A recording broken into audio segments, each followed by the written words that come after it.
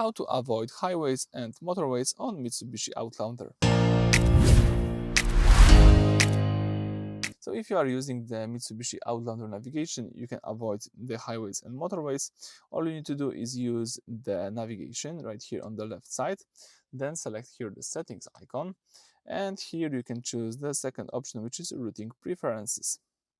So when switch on, the navigation avoids major multi-line expressways, freeways, or interstate highways. It will instead route you through local back roads, scenic routes, or smaller side streets, which is useful if you prefer a more relaxed drive or you would like to avoid high-speed highway traffic.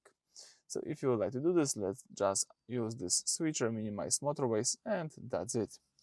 Alright, so everything went well. Thank you for watching. Please subscribe to our channel and leave thumbs up.